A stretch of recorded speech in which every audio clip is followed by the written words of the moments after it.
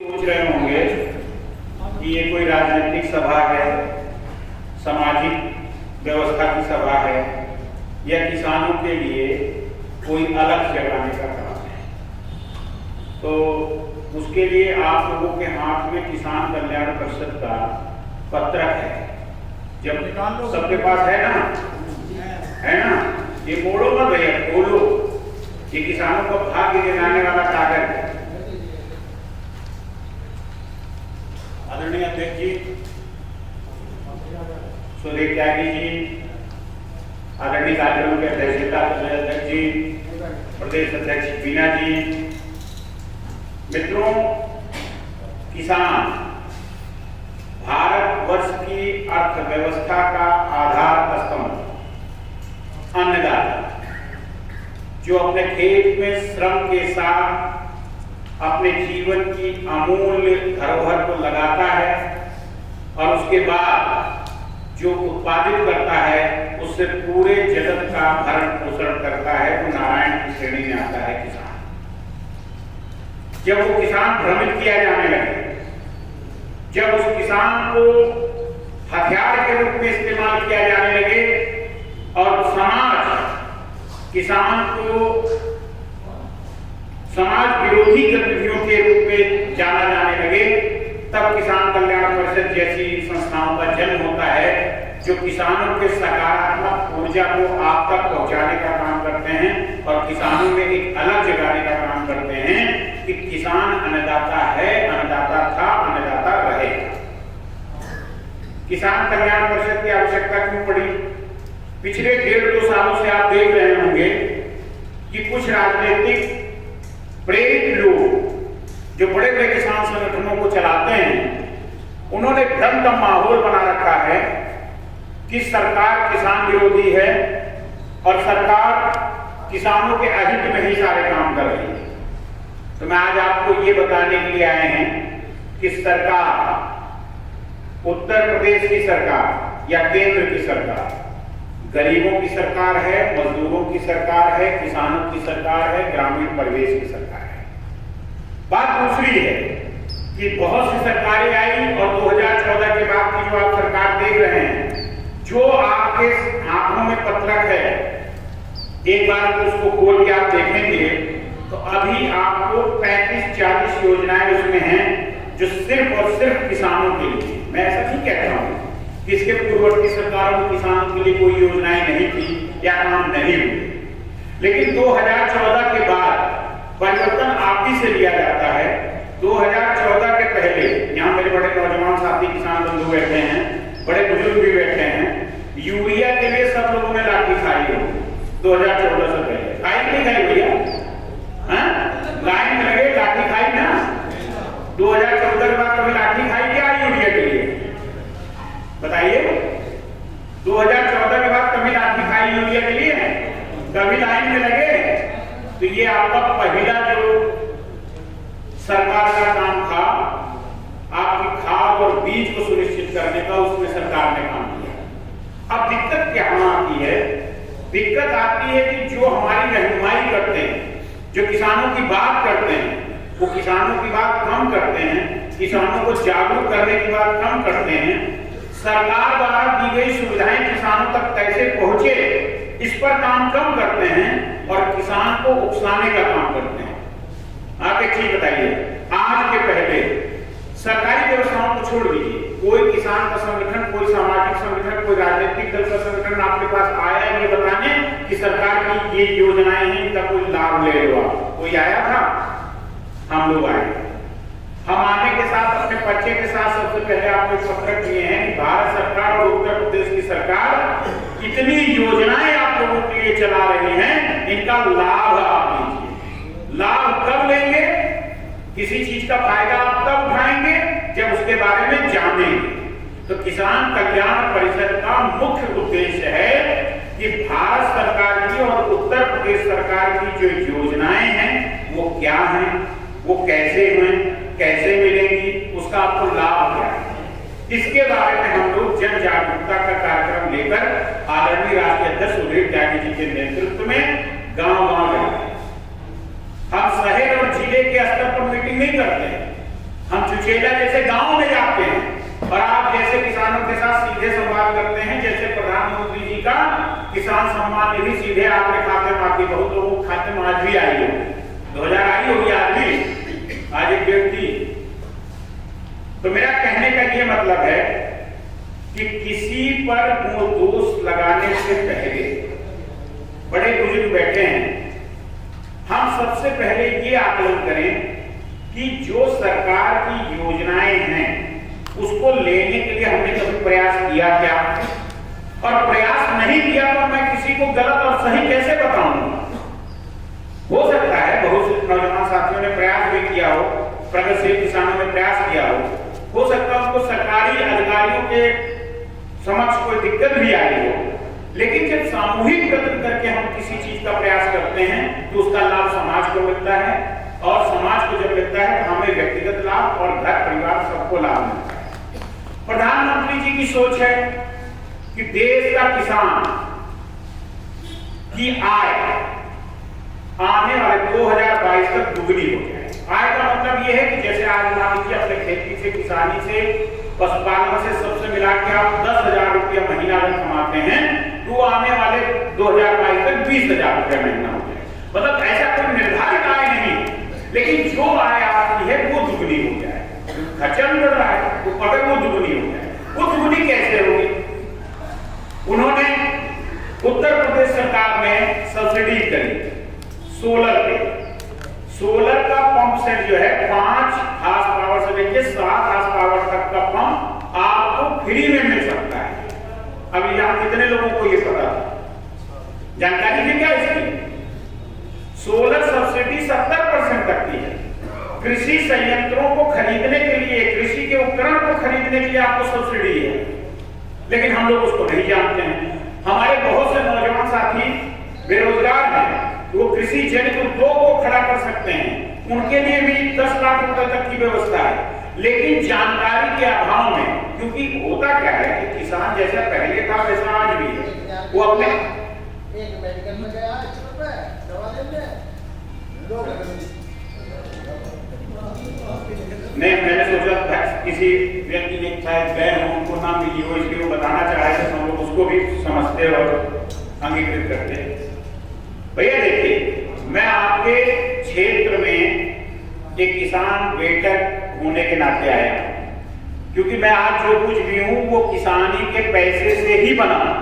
मेरे पिताजी ने किसानी करी, उसी पैसे से मैं जो कुछ बना, वकील बना, जो कुछ भी बना मैं उसी पैसे से बना। तो अगर किसान को कोई देशद्रोही कहना शुरू करेगा और किसानों को लोग इस तरीके से लेके जाने का प्रयास करेंगे कि किसान जो है समाज को तोड़ने का काम कर रहा है, तब मेरे जैसे नौजवानों को खड़े हो जाना चाहिए कि किसान सृजन का काम करता है, किसान निर्माण का काम करता है, किसान कभी भी देशद्रोह नहीं करता और देश को तोड़ने का प्रयास कभी नहीं करता, और देश तोड़ने वाले लोगों के साथ किसान कभी खड़ा नहीं होता है। जब हमारा देश बहुत विषम परिस्थिति में था तो आप में से बहुत से बुजुर्ग उस वक्त रहे होंगे, आदरणीय स्वर्गीय प्रधानमंत्री लाल बहादुर शास्त्री जी ने नारा दिया जय जवान जय किसान, और आपने इतना उपजा दिया कि 3 महीने का अनाज 3 साल का सरप्लस हो गया। तो हम उस व्यवस्था से और उस पद्धति को स्वीकार करने वाले लोग हैं। मेरा निवेदन आप सबसे इतना ही है, असामाजिक तत्वों के भड़कावे में बिल्कुल मत आइए। 2014 के बाद चलने वाली केंद्र की सरकार और 2017 के बाद चलने वाली उत्तर प्रदेश की सरकार आत्ममंथन के साथ उसको आप उस पर आत्ममंथन कीजिए। मेरी बातें मत मानिएगा, घर जाइए, इस पत्रक को पढ़िए, 2014 और 2017 के पहले की व्यवस्थाओं पर ध्यान दीजिए, उसके बाद आत्मचिंतन और आत्ममंथन कीजिए कि क्या बदला है और क्या नहीं बदला है। अगर बदलाव दिखता है तो उसमें सकारात्मक ऊर्जा की तरफ बढ़िए, उसके निगेटिव मतलब जो उसका नकारात्मक पहलू है उसको छोड़िए, सकारात्मक ऊर्जा की तरफ बढ़िए। और मेरा उद्देश्य ये है किसान कल्याण परिषद का कि ये जो आज हमने आपको योजनाओं का एक पुलिंदा दिया है, इन योजनाओं में से आप स्वतः के लिए पहले तलाशिए कि हमारे लिए, उसके बाद तलाशिए मेरे पड़ोसी के लिए क्या है, उसके बाद तलाशिए मेरे गांव के कौन कौन लोग उससे लाभ ले सकते हैं, उसके बाद एक समूह बनाइए। वो समूह बनाने के बाद सब लोग सामूहिक रूप से प्रयास कीजिए, क्योंकि आप ही लोगों ने सिखाया है कि एकता में बल होता है। अकेले लकड़ी कोई तोड़ देगा, 10 लकड़ी इकट्ठा कर दोगे तो तोड़ने में दिक्कत। तो उस तरीके तक देखिए, सरकार एक योजना बना देगी, सरकार एक चीज आपको दे देगी, एक चीज की घोषणा कर देगी, लेना तो आपको पड़ेगा ना। और आप ही लोगों ने सिखाया है कि जब तक बच्चा रोता नहीं, माँ भी नहीं दूध पिलाती है, तो आपको आवश्यकता नहीं, घर बैठे रहिएगा तो कैसे मिलेगा। ये काम है हमारा। हम वो जन जागरूकता लाने का प्रयास कर रहे हैं कि जिसमें आप ये जान सकें कि हमारी सरकार ने हमारे लिए ये व्यवस्था दी है और अब हमको ये व्यवस्था लेनी, उससे आपको लाभ हो। तो अच्छा, इसमें से मैं एक दो चीजें पूछना चाहूंगा। क्या कोई किसान बंधु ऐसे हैं जिन्होंने मानधन योजना के अलावा जो सम्मान निधि आपको आ रही है वो आपके खाते में सीधे आ रही है, उसके अलावा और किसी योजना के लिए कोई लोग कृषि अधिकारी से, ब्लॉक अधिकारी से कोई मिलने कभी गया? आप में से इतने लोग बैठे, कोई गया कहीं?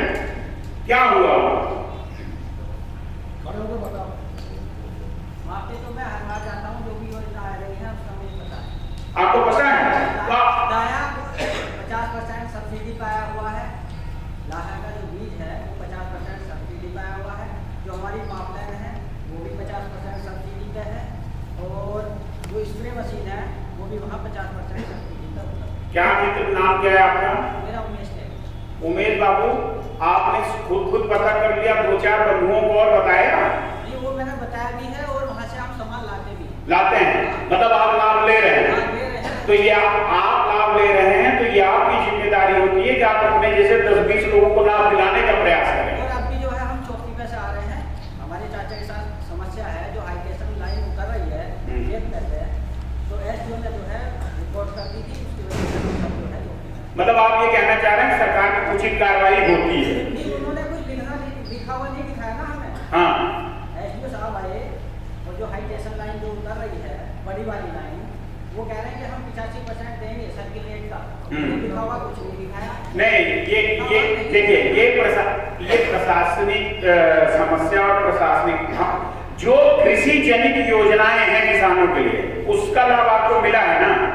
नहीं, मेरा कहने का मतलब ये नहीं है। मेरा कहने का मतलब ये है, जब मान लो कोई योजना आई है तो उसका जो है जियो बना होगा, हम लोगों को दिखाने में कोई परेशानी हो रही है। जब हमारी तुम जो जमीन ले रहे हो आधा बीघा और 2 बीघे जमीन खराब हो रही है, आप कह रहे हो कि इसका जो है लाभ हम देंगे बाद में, जब हमारी लाइन खड़ी नहीं, तो आप पोर्टल पे लिखिए ना, इसके लिए भी व्यवस्था है।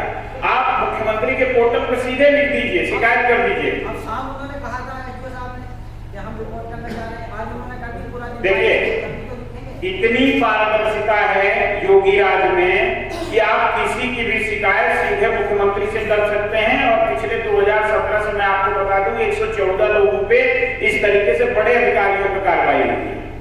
लेकिन अब देखिए, जैसे त्यागी जी जाते हैं तो इनको योजना का लाभ मिला, आप लोग कोई गए नहीं ना इस तरीके की योजना का लाभ लेने, तो जाना चाहिए ना। तो आज ये जो पत्रक आपके पास किसान कल्याण परिषद का है, इसको पढ़िए और इसमें से समझिए कि ये योजना मेरे काम की है, मैं इसका लाभ ले सकता हूं, और उस योजना पर आप अपना अधिकार समझिए। वो योजना भारत सरकार और उत्तर प्रदेश सरकार आपके लिए लाई है। उन योजनाओं को आप लीजिए, उनका फायदा लीजिए। पशुधन में है, डेयरी पे है, हमारे कितने बच्चे बेरोजगार हैं, 10 लाख रुपए तक हमको डेयरी चलाने के लिए अनुदान मिल रहा है। इस तरीके की व्यवस्थाओं पे आप आगे जाएंगे तब, क्योंकि सिर्फ खेती करना हमारा लक्ष्य नहीं होना चाहिए। खेती से जनित और जो उद्योग हैं, जब उनमें हम सहायक रूप से चलेंगे तो हमारी आमदनी भी बढ़ेगी और हम लोग सशक्त किसान होंगे, प्रगतिशील किसान होंगे और इस देश को आगे ले जाने में अपनी भूमिका तय करेंगे। तो मेरा यही कहना है, क्योंकि आज हम लोगों के 2-3 कार्यक्रम लगातार थे और इंद्र देवता की भी बड़ी दया हुई, सवेरे से इतनी बारिश कर रहे हैं, बेमौसम बरसात, तो हमारे कार्यक्रम लेट होते गए, बाकी अध्यक्ष जी बताएंगे। और आप लोगों को हमने इसलिए सारा कुछ से ये बताया कि भारत सरकार की और उत्तर प्रदेश की मोटी-मोटी मतलब महत्वपूर्ण योजना कृषि किसान से जो है वो आपके हाथ में है, इनका अध्ययन कीजिए और इनको आप इनसे लाभ लेने का प्रयास कीजिए। यही उद्देश्य हमारा होना चाहिए। बाकी सामाजिक सुरक्षा आपकी बढ़ी है, बिजली सबके यहाँ आ ही रही है अच्छे से, तो मतलब मुझे कुल मिला के ये लगता है कि किसान प्रगति के मार्ग पर और विकास के मार्ग पर बढ़ रहा है ना? संतोष है ना आप सबको? तो इस तरीके से और भी कुछ चीजें होंगी तो हम लोग समय समय पर आप लोगों को बताते रहेंगे। किसान कल्याण परिषद के साथ आप लोग जुड़िए। किसान कल्याण परिषद के ऑफिशियल नंबर लिखे हुए हैं। बाकी हमारे प्रिंसिपल साहब अब इस किसान कल्याण परिषद के यहाँ पे हमारे करता धरता होंगे। हम 24 घंटे आपकी सेवा में हैं किसानों की प्रगति के लिए और किसानों से जुड़ी सारी समस्याओं के लिए। देखिए, जो समस्या वो लोग बैठ के वहां बॉर्डर पे बता रहे हैं वो समस्या हमारी नहीं है। हमारी समस्या है कि हमारी योजनाएं हम तक लागू हो, जिसका हमें लाभ मिले। भ्रमित करने वाली चीजें हमारी नहीं है। अब आप लोग बड़े बुजुर्ग को बताओ, पंचायत में कोई चीज कह दी, ये नहीं मानी जाएगी, स्थगित है। सुप्रीम कोर्ट कह रहा है कि ये कोई बिल है ही नहीं, स्थगित है 18 महीने के लिए, तब भी हम बॉर्डर पर पड़े हवा मचाते रहे किसान विरोधी, किसान विरोधी। जो चीज है ही नहीं है मूल में, जिस पर उच्चतम न्यायालय ने स्टे ऑर्डर दे दिया है, उसको लेके विरोध चल रहा है। सही है कि गलत है ये? तो अब ये भ्रम की स्थिति जो पैदा की जा रही है, जिसकी वजह से हम और आप बदनाम हो रहे हैं, ये भ्रम तोड़ना है। हमें सकारात्मक ऊर्जा की तरफ बढ़ना है। हमें राष्ट्र विरोधी शक्तियों को मजबूत नहीं करना है, हमें राष्ट्र निर्माण वाली शक्तियों को मजबूत करना है। इन्हीं शब्दों के साथ मैं अपनी वाणी को विराम देता हूं और आप सबसे निवेदन करता हूं कि ये सारी योजनाओं को आप लोग पढ़िए और अध्यक्ष जी का निर्देश ये है और आप मेरा निवेदन है और हमारे राष्ट्रीय अध्यक्ष जी का ये निर्देश है कि कम से कम 5 आदमी को बता दीजिए। जैसे वो त्यागी जी लाभ लेते हैं तो उससे रिलेटेड जिसको लाभ लेना उनको जरूर पकड़िए। ठीक है भैया?